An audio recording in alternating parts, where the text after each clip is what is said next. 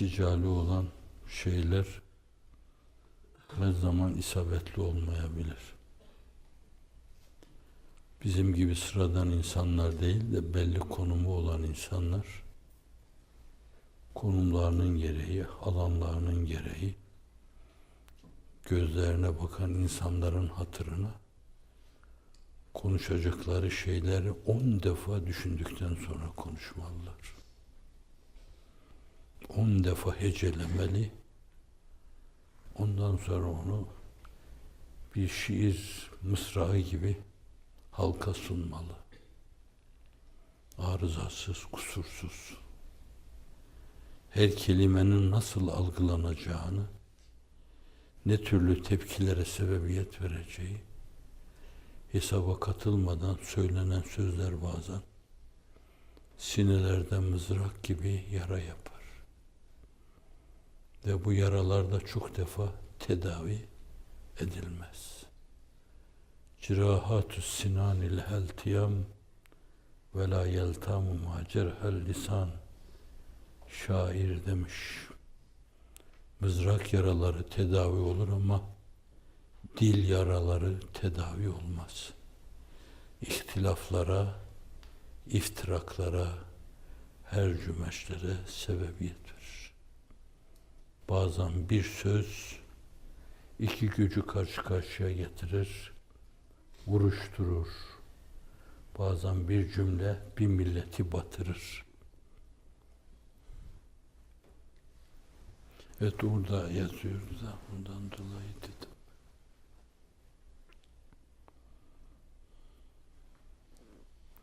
Orada yazan şeylerin hatırını hürmet ediyorum ben. Makine, onları alkışlasanız da, takdir etseniz de, aman ne güzel deseniz de ne böbürlenirler, ne şişerler. İsterseniz bağırın, avazınız çıktığı kadar. Bu Pensilvanya seninle gurur duyuyor. Umurunda değil hiç onun.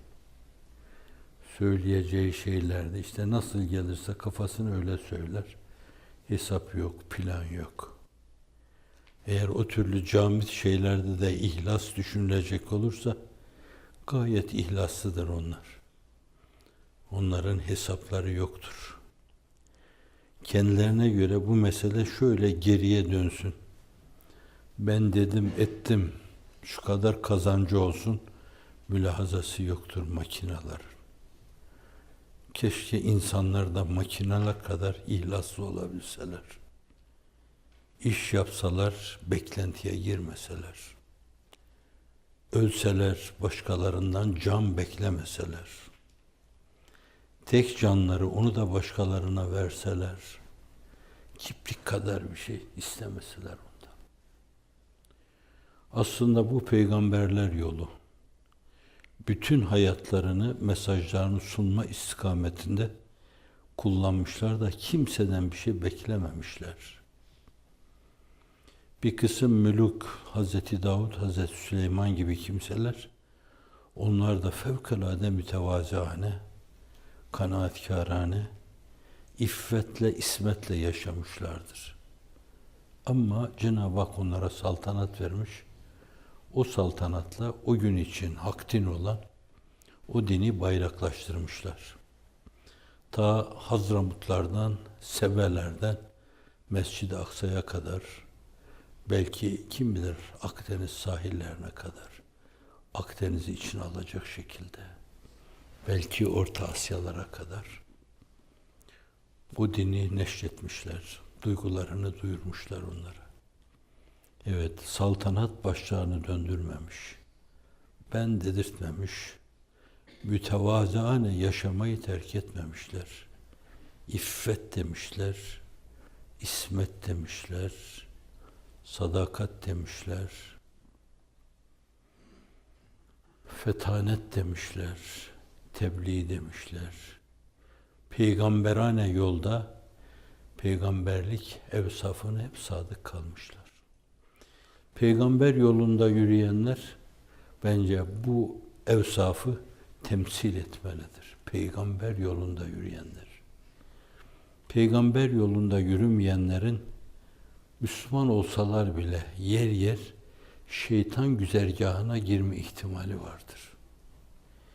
Peygamber yolunda yürümenin evsafı da onların evsafı hassası lazımı gayrimufarikleri sayılan o sıfatlarda gizlidir, mündemiştir. İffetli olmak, üzerine hiç çamur sıçratmamak, hep tertemiz yaşamak, yemesinde, içmesinde, elini kullanmasında, ayağını kullanmasında, gözünü kullanmasında, dilini kullanmasında, dudağını kullanmasında hep iffet, hep iffet. İsmetli yaşamışlardır. Namuslu, namuslarına toz kondurmamışlardır. Eteklerine zerre kadar belvayı am nev'inden dahi olsa çamur sıçratmamışlardır. Birkaç saat evvel bir mülahaza oldu da öyle aklıma geldi, onu dedim. Hususiyle âli bir heyet içinde peygamberler yolunda yürüyen insanlar bazen işledikleri günahlar, hatalar, küçük bir iffetsizlik, küçük bir ismetsizlik, küçük bir sadakatsizlik bütün o heyeti, o camiayı mahcup edecek durumda olabilir, ortaya çıkabilir. Tıpkı bir insanın uzuvları gibidir öyle âli bir heyet. Öyle bir temerküz, öyle bir tahaşşüt orada, öyle bir itaat vardır ki o uzuvlardan bir tanesine bir parça bir şey sıçrasa, paçama bir şey sıçramış, kusura bakmayın yani bu elimde değil ya, yüzümde değil ya, ayağımda değil ya, gözüme sıçramamıştı. Nasıl insan diyemez? Aynen intisap ettiği bir heyet, bir camia içindeki bir insan. Gözünü kontrol edemiyorsa, kulağını kontrol edemiyorsa, elini kontrol edemiyorsa, bazı maymun iştahlı, bire kanaat etmeyip, şuna da göz dikiyorsa, buna da göz dikiyorsa, tefsirini, bu mevzunun teşrihini benden istemeyin. Onun tefsirini ve teşrihini kendi yüksek idraklarınızda bulmaya çalışın. Bire kanaat etmeyerek, yetecek kadarına kanaat etmeyerek, meşru dairedeki zevklerle, lezzetlerle iktifa etmeyerek, şöyle böyle, kenarından, köşesinden bile olsa, gayri meşru daire etrafında gezenler, gözleriyle, kulaklarıyla, elleriyle, ayaklarıyla, dilleriyle, dudaklarıyla, kahrolası temayülleriyle, şeytani zaaflarıyla bir heyetin içinde bulunuyorlarsa şayet, efendim ben topuktum, ben dizdim, bana sıçrayan şeyden, çamurdan, levsiyattan başkalarına ne diyemezler. Hazreti sahibi şeriat, müminleri bir vücudun uzuvlarına benzetiyor. Bünyanı marsus gibi. Nasıl birbirini tutmada, birbirine karşı öyle bir pekişmişlik meselesi ortaya koymada, bir heyetin uzuvlarıdır. Kurşunla perçinlenmiş gibi. Aynen öyle de genel durumumuz itibariyle biz bir heyetin uzuvları gibiyiz. Eliz, ayağız, gözüz, kulağız, diliz, dudağız, parmağız, topuz, ayağız, başız, tüyüz. Bunlardan birine bir şey sıçradığı zaman bütün heyet bir yönüyle mahcup olur. Birinin bir duası levhalara da intikal etmiş. Allah'ım benimle arkadaşlarımı mahcup etme, arkadaşlarımla da hem beni hem de arkadaşlarımı mahcup etme. Umumun hukukudur bu. O ayağını, topuğunu bir topuk kirlenme mevzuunda gerekli olan hassasiyeti göstermiyorsa, umum o camianın hukukuna tecavüz ediyor. Şeytan gibi zararlı oluyor. Umum o camiye ona hakkımı helal ettim demedikten sonra cennete girmesi onun şüphelidir. Hafizanallah. Çünkü amme hakkıdır. Koskocaman bir camianın hakkıdır. Yahu falanlarda da şu var. teşrihatta bulunmayacağım. Müslüman geçindiği halde değişik kimselere ait öyle şeyler geldi ulaştı ki çok uzakta bulunduğum halde o çok uzaktaki şeylerden işin doğrusu yemin bile edebilirim. Asa gibi iki büklüm oldum. Keşke yapmasalardı. Keşke nefislerine uymasalardı. İnnen nefsele emmâretun bis-sû. Bu mevzuda hırzıcan etselerdi. Sadakat gösterselerdi. Allah'ım senin sevmediğin bir şeye göz dikeceksem canımı al. Kulak kabartacaksam canımı al. Belimi kır. Hak ile yeksan et diyecek kadar yiğitçe davranmalıydılar. Umumun hukuku adına koskocaman milyonlara bali olan bir camianın hukuku adına. Çünkü yol peygamberler yoludur. Ve bu yolda iffet çok önemlidir. Üzerine bir şey bulaştırmama, ismet, namuslu yaşama, her şeyinde dosdoğru olma, nifaka meydan vermeme, sadakat, bütün işini tebliğe bağlama, Allah anlatmaya çalışma. Bütün kurgularında bir gün ruhu revani Muhammed'inin sallallahu aleyhi ve sellem dört bir yanda şehbal açması hülyalarıyla oturup kalkma. Oturup kalkıp onun ütopyalarını yazma. Ne yapsam ki ben buzullarda bile namı celili Muhammed'i bir bayrak gibi dalgalansa ve ben onu görsem veya duysam veya kabrimden temaşa etsem gam yemem artık. Kendini buna bağlamalı, buna kilitlemeli öyle bir tebliğ ruhuyla. Ama bunlar fetanete bağlı.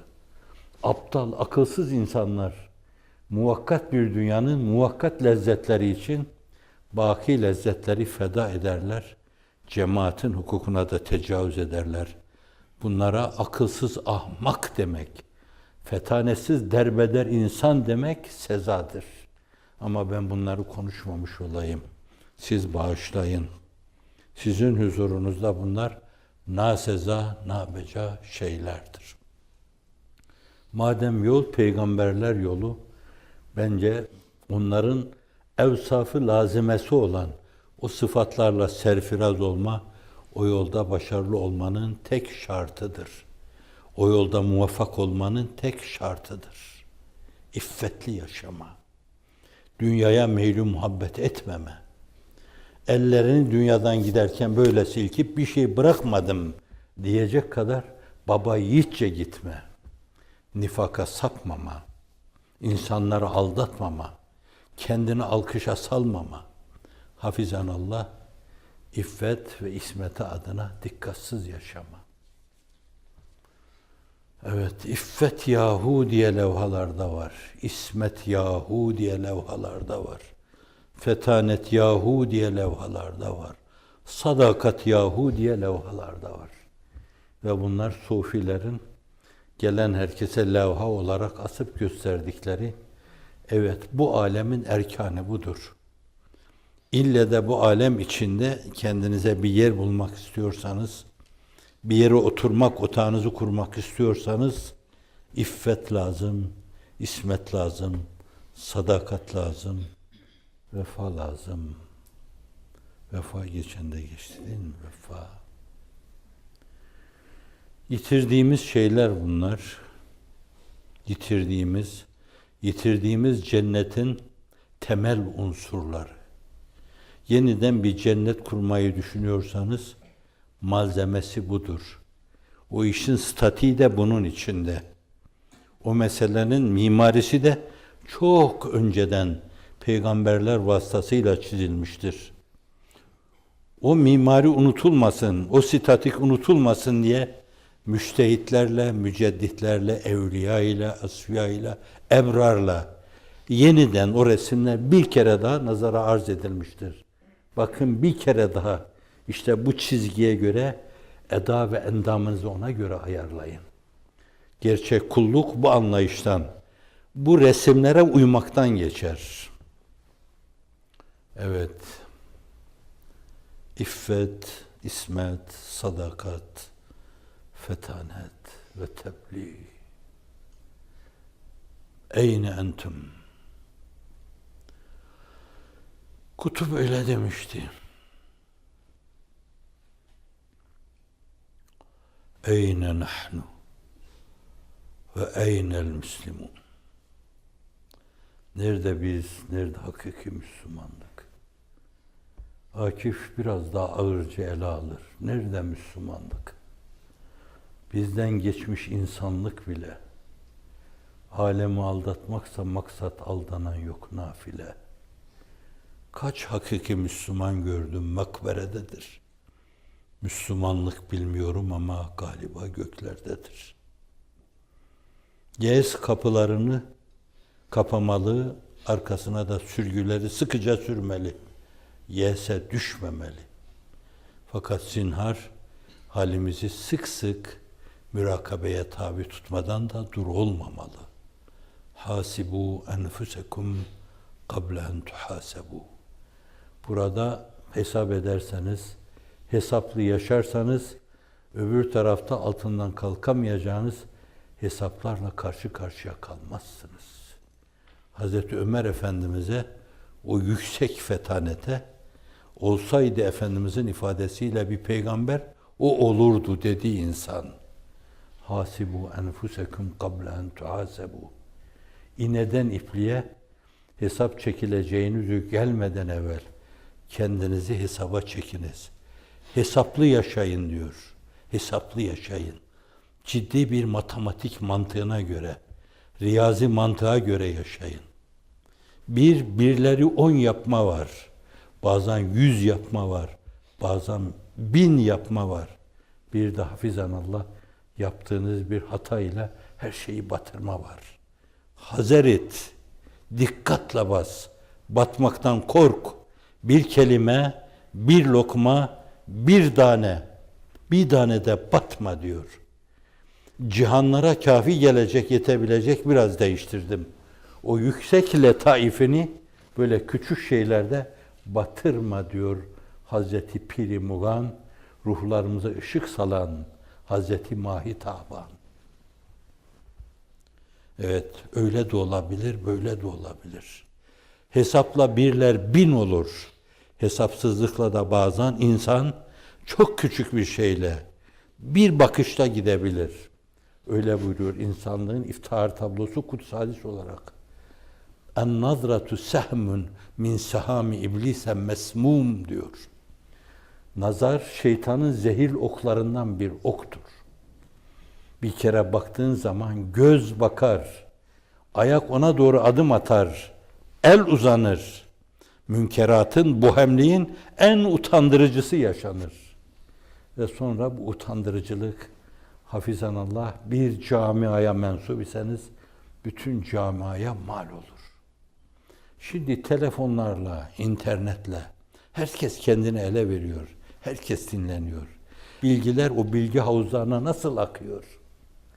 Mahrem konuşmaları, falanlarla filanlarla münasebetleri nasıl o bilgi havuzlarına akıyor? Adamlar fırsat kolluyorlar. Mevsimi geldiği zaman onu onun suratına çalmak için fırsat kolluyorlar. Koskocaman bir heyeti bir yönüyle takdir etmek için, işte siz de busunuz demek için fırsat kolluyorlar. Gelin Allah aşkına, Allah'tan utanarak bir heyeti mahcup edecek o türlü densizliklere girmemek için sur üstüne sur oluşturalım. Kale üstüne kaleler oluşturalım. Kapılar koyalım, üst üste kapılar koyalım.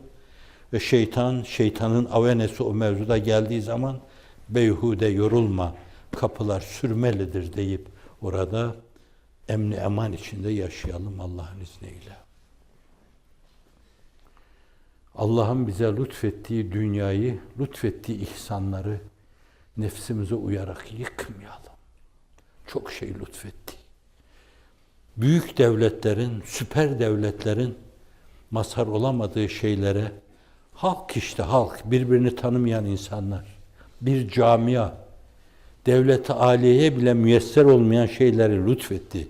Allah aşkına bu kadar lütf için sürekli oturup kalkıp hiç başka bir şey söylemeden elhamdülillah bile desek inanın karşılığını vermiş olamayız.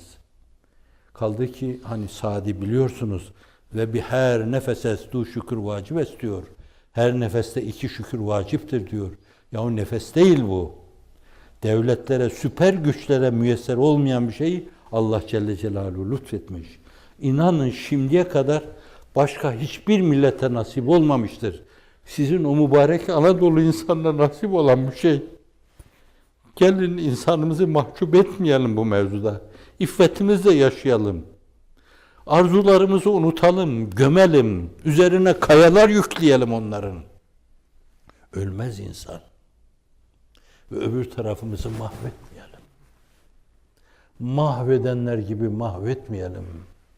Fırsat doğunca hemen keselerini, cüzdanlarını, çantalarını doldurma suretiyle mahvetmeyelim.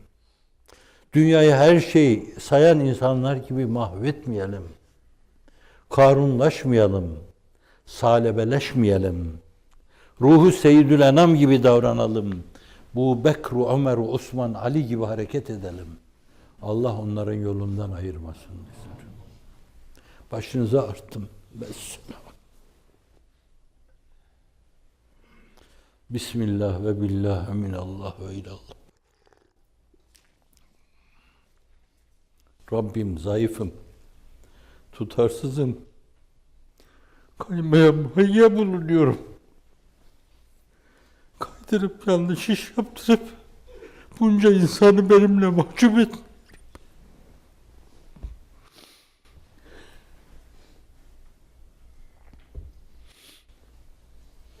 Korkumdan çarşıya pazara çıkmıyorum. 6 aydır bu binadan ayrılmadım. Bir şeye takılmayayım diye. Güvenemedim nefsime. Korktum hep o şeytandan. Kafir olmak korkusuyla hep yüreğim titredi. Ama burada hem kendim hem de sizler gibi samimi olarak bu işe gönül vermiş insanları mahcup etmeye hakkım yoktur.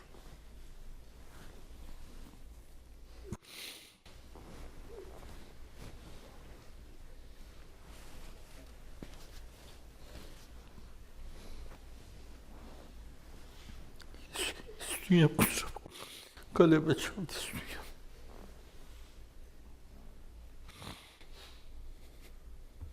Yük ağır. Emanet muhterem. 50 tane eskotla götürseniz yine de yetmez bence. Basiret eskotu, temkin eskotu, dikkat eskotu, cemaattan ayrılmama eskotu, dua eskotu, ibadet-ü taat eskotu. Bu emanete dokundurmamak için 50 tane eskotla gitseniz yine az gelir. Emanet. Allah'ın emaneti. Resulullah'ın emaneti sallallahu aleyhi ve sellem. Mücedditlerin emaneti. Hazreti Pir-i Mughan'ın emaneti. Ne yapalım? Acele ettim. Kışta geldim. Sizler cennete asabi baharda geleceksiniz. Yalan çıkarmayın Allah aşkına o zat.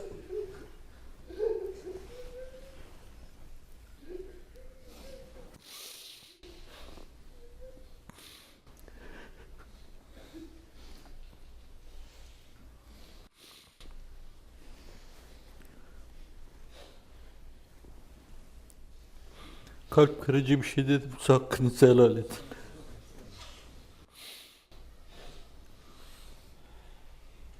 Ya mütecelli ramzülli. Ya müteal esli hali.